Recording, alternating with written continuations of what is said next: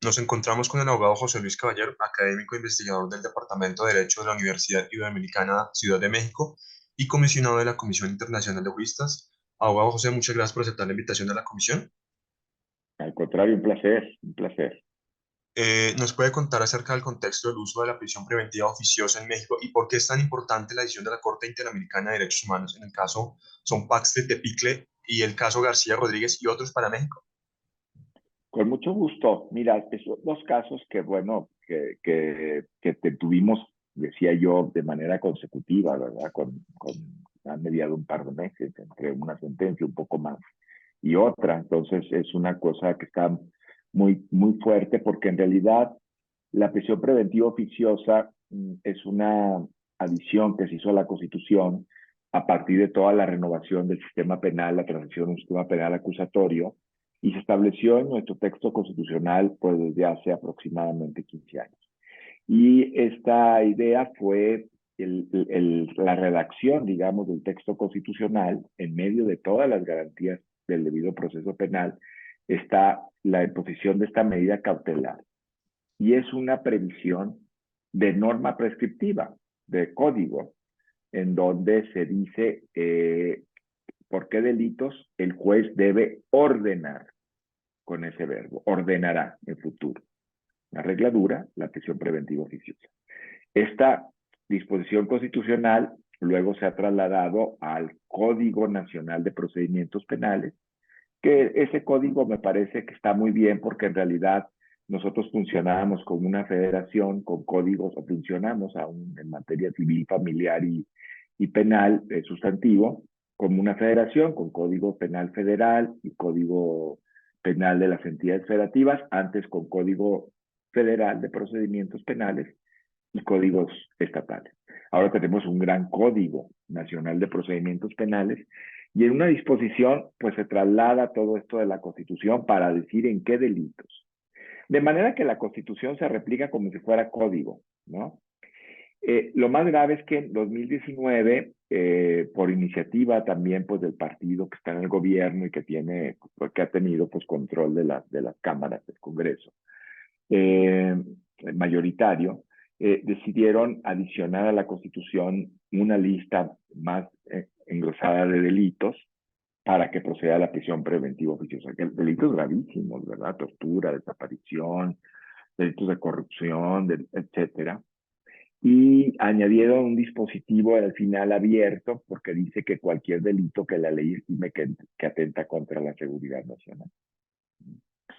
Entonces, a partir de eso, pues tenemos esta restricción cuya valoración en términos de los derechos restringidos, cuya valoración en términos de su proporcionalidad no había sido dada.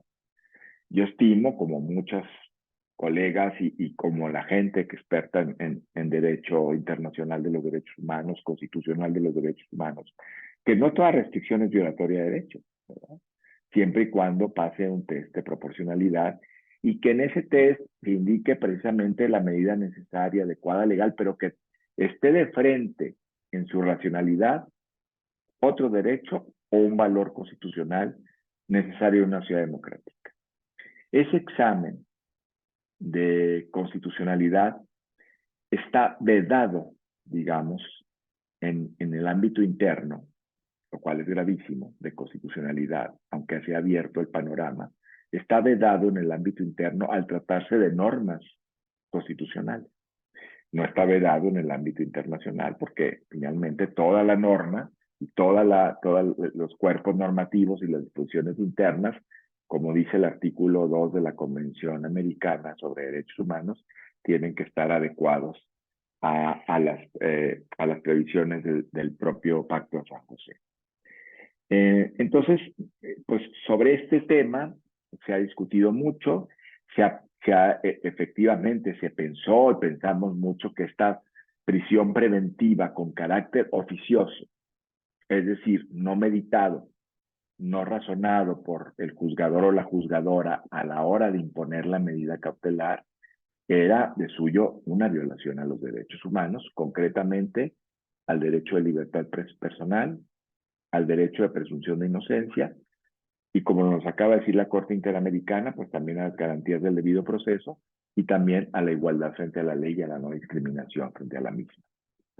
Entonces, en medio de estos dos casos, del Zompacle y del de hace 2 días, del García Rodríguez y Reyes Alpizar, en el circuito de estas resoluciones internacionales, la Suprema Corte de Justicia de la Nación conoció de una acción de inconstitucionalidad, de una serie de delitos que se añadieron al Código Nacional de Procedimientos Penales, no a la Constitución, en materia fiscal, contrabando, facturas falsas, evasión fiscal, para que fueran, digamos, también cubiertos bajo ese tratamiento de otorgar la medida cautelar, e imponer la medida cautelar directamente, bajo el paraguas constitucional de que podrían caber en lo que la Constitución misma, en ese dispositivo del 19, dice que cualquier otro que atente contra la seguridad nacional, ¿no? Como mucho en esta hora, en este periodo del gobierno mexicano, pues la seguridad nacional está sirviendo para tapar muchas cosas, para generar opacidad, para evitar información, para evitar rendición de cuentas, para evitar la militarización que se está dando en tantos ámbitos de la vida civil, en la vida pública. Y entonces la Corte Mexicana sí pudo entrar a conocer de la acción de inconstitucionalidad al estar estos tipos penales, digamos, descritos en el Código Nacional de Procedimientos. No cuatro tipos, porque eso es la legislativa, me hago la corrección, sino la conducta como propicia para establecer la medida cautelar de prisión preventiva oficiosa. Y la Corte, voy a ser muy sucinto porque es un caso que fue complejo y desnuda de capa abierta a la Corte y a sus integrantes en las grandes áreas que han tenido de su formación jurídica y de su posición frente a los derechos humanos y frente al control de constitucionalidad. Pero realmente el caso se dividió en dos grandes sectores, aquellos que dijeron no hay que tocar la Constitución, no podemos tocar la Constitución, no tenemos facultades como Tribunal Constitucional para controlar la Constitución con respecto a los tratados. Yo diría controlar la Constitución con respecto a sí misma, ¿no? Porque finalmente son derechos humanos que están en la Constitución ampliada de conformidad con los tratados. Ese es nuestro tratamiento del bloque de constitucionalidad. Pero tampoco en esa manera. La Constitución frente a sí misma tampoco. Y otra ala de la Corte que dijo sí podemos.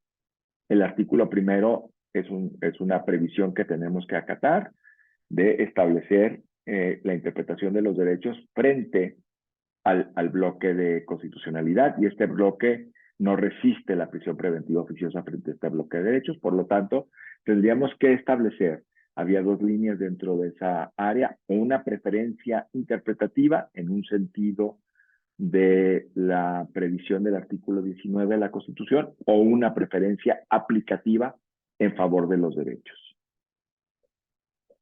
Lamentablemente, esta consideración de la Corte no salió adelante, sino que la mayoría se inclinó por desestimar esa parte, digamos, de los delitos en materia fiscal del Código, pero que no tenía soporte en la Constitución.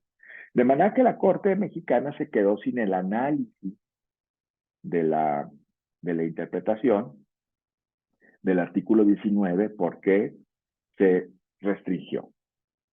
El self-restraint tremendo, ¿no? En el sentido de poder conocer y establecer lineamientos y contraste interpretativo y destinos de antinomias en la Constitución, que de suyo las hay, y no pocas en la Constitución mexicana.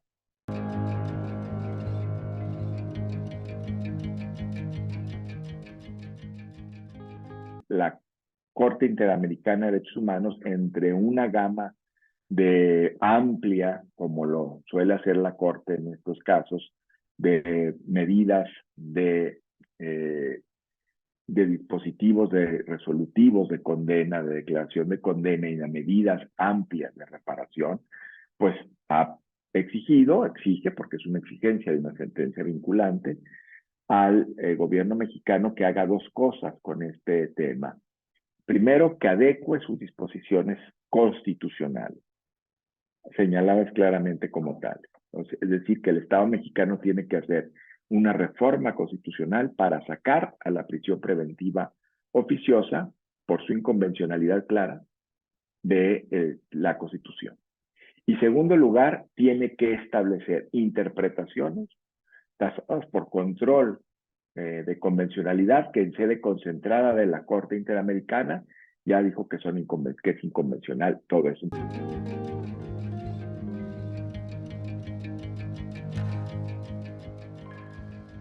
Todas las autoridades, cuando apliquen el tema de la prisión preventiva en México, o la interpreten o conozcan de amparos, tienen que establecer el criterio de esta jurisprudencia, porque hay que recordar que cuando, eso lo dijo la Corte Interamericana, cuando el Estado es concernido, los resolutivos y toda la ratio decidendi de la sentencia, es decir, las consideraciones, son de carácter obligatorio para ese Estado.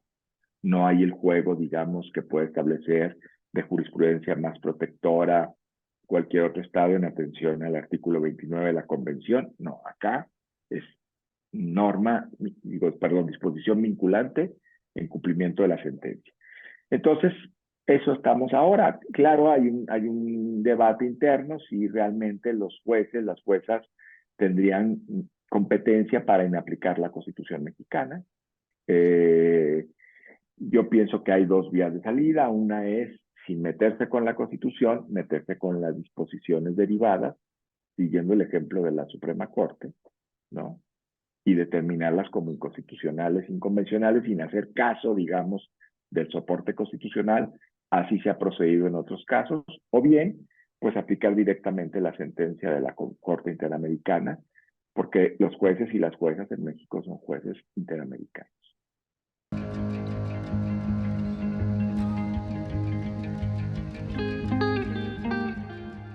Me parece muy importante, muy oportuno el impacto, lo que está señalando, ¿no? Como un sustantivo, digamos, importante para adscribirlo a la acción de lo que hace la Corte con sentencias, el impacto. Porque esto en realidad marca, lo ha dicho la Corte Interamericana, digamos, en algunas otras ocasiones, en algunos otros casos, marca jurisprudencia estándar, ¿verdad? Para que los otros países, los estados, parten la convención, puedan hacer adecuaciones jurisprudenciales. Y me parece en el sentido que tenemos que avanzar en las medidas. Sobre todo un mensaje muy claro es que las medidas para lograr la seguridad pública, la eficacia de la justicia, el combate al crimen y la corrupción no deben pasar por violaciones a derechos humanos. Quizás sea la gran lección, porque en México parecería, no solamente desde el gobierno mexicano y los actores que operan el derecho y la justicia, sino también de algunos sectores de la sociedad mexicana, que hay que elevar el rango de mensajes duros frente a los derechos, porque las autoridades son corruptas, ¿no? Hay un grado de impunidad altísimo, hay un grado de complicidad altísimo, y entonces una medida como la presión preventiva oficiosa evitaría que en la reflexión judicial o en el lapso en que el juez o la jueza medite el otorgamiento de la medida cautelar, puedan intervenir amenazas, puedan intervenir sobornos, puedan intervenir. Pero no es esta la manera, a través de violaciones, de restricciones que violan derechos humanos, como se hace frente a un estado de cosas, pues sí, muy grave en materia de transparencia, rendición de cuentas y combate a la corrupción, que seguimos desgraciadamente padeciendo en México. Es decir, es esta especie como de frente de vacuna a la judicatura. Usted le vamos a decir cuándo, como autómata, conceda la medida cautelar para que no tenga que valorar los elementos de presunción de inocencia, de libertad personal, de debido proceso, que está en una carpeta de investigación que tiene usted frente a sí. No es posible transitarla a través de violaciones a derechos humanos. Ese yo creo que es la gran será una decisión del Tribunal Interamericano en estos casos que están otra vez llamando la atención fuertemente de cómo la Corte Interamericana, teniendo hace unos años y todavía todos estos temas tan adelantados en derechos económicos, sociales, culturales y ambientales, no deja los temas fuertes de debido proceso. Y un tema también fuerte también para las democracias latinoamericanas, que es importante, la Constitución no puede ser un freno, digamos, a la experiencia normativa de los derechos, lo voy a decir así. Y un freno, desgraciadamente, no como el soporte de los derechos, sino un freno a través de restricciones que se soporten en todo este tema de la supremacía constitucional, de la imposibilidad del control de las normas constitucionales, etcétera, etcétera, etcétera. Yo creo que en ese tema esa tesitura nos pone en la sentencia. Hay que revisitar el principio de supremacía constitucional en su carácter de articulación de los principios políticos de la sociedad, de nuestros derechos, del llamado a rendición de cuentas, de los desequilibrios entre los poderes. No como una feria de desconfianzas políticas que además presenta una barrera de contención para cuestiones impresentables en democracia. Ese sería el otro eje que me parece muy importante.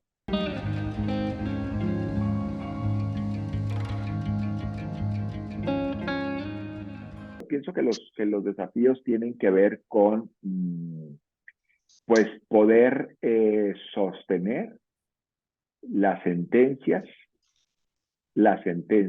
Esos son los desafíos, poder sostener sentencias de cara a la Constitución y a los tratados internacionales, tanto en derechos humanos como en mensajes de excesos del poder público. Ese es el gran desafío, sostener que disposiciones normativas y reformas que se han hecho en un montón de temas se puedan transitar de cara a la Constitución y no a las veleidades del poder político. Yo creo que ese es el principal desafío, y ese desafío pasa también por mejorar los controles en la jurisdicción a través del Consejo de la Judicatura Federal, para evitar también que la judicatura pueda ser objeto de presiones indebidas, ¿no?